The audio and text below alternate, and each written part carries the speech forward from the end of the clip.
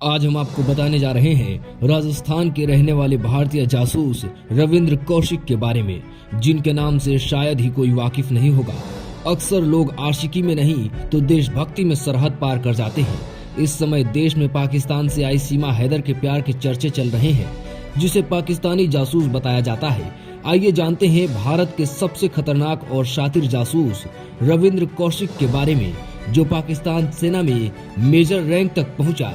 साल 1952 में राजस्थान के श्री गंगानगर में एक पंजाबी परिवार में जन्मे रविंद्र कौशिक ने सपने में भी नहीं सोचा होगा कि उनका नाम भारत के इतिहास के सबसे महान और खतरनाक जासूस में कहलाएगा।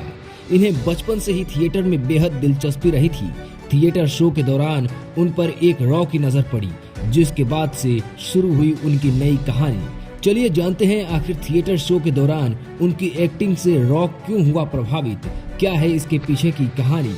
दरअसल उनका मोनो एक्ट था, जिसमें वो एक इंडियन आर्मी का रोल प्ले कर रहे थे, जिसमें कहानी कुछ ऐसी थी कि चीनी सेना द्वारा पकड़े जाने के बाद उन्हें भारत से जुड़ी इम्पोर्टेंट इंफॉर्मेशन देने से इनकार कर देना था। रॉ अधिकारी उनके परफॉर्मेंस से बेहद इम्प्रेस हुए और वहीं से शुरू हुई उनकी जासूस बनने की कहानी। रॉ द्वारा सेलेक्ट करने के बाद उन्हें 2 साल की स्ट्रिक्ट ट्रेनिंग दी गई। साल 1975 में पहली बार रॉ ने उन्हें नबी अहमद के नाम से पाकिस्तान भेजा था, जिसमें उनका काम अंडर कवर रहकर पाकिस्तान से भारत को इम्पोर्टेंट इंफॉर्मेशन भेजने का था। पाकिस्तान पहुंचने के बाद उन्होंने कराची के ला यूनिवर्सिटी में एडमिशन लिया, जहां से ग्रेजुएशन की डिग्री प्राप्त किए, जिसके बाद उन्हें पाकिस्तानी सेना में कमीशन अफसर के रूप में जॉब मिली। उनके काम के प्रति लगाव और उनका काम देख उस वक्त की प्रधानमंत्री इंदिरा गांधी ने उन्हें बालक टाइगर का खिताब दिया।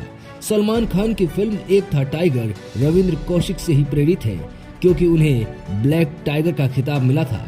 पाकिस्तानी लड़की से शादी कर रविंद्र कौशिक बेहद खुश थे। वो एक बेटी के पिता भी बने। फिर साल 1983 ने उनकी जिंदगी को बदल दिया। भारतीय जासूस इनायत मसीहा बॉर्डर क्रॉस के दौरान रविंद्र कौशिक पाकिस्तानी सेना के हत्थे लग गए।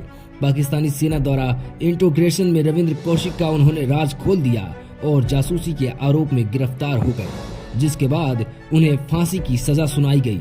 लेकिन पाकिस्तानी सुप्रीम कोर्ट ने उनकी सजा कम करके उम्र कैद की कर दी।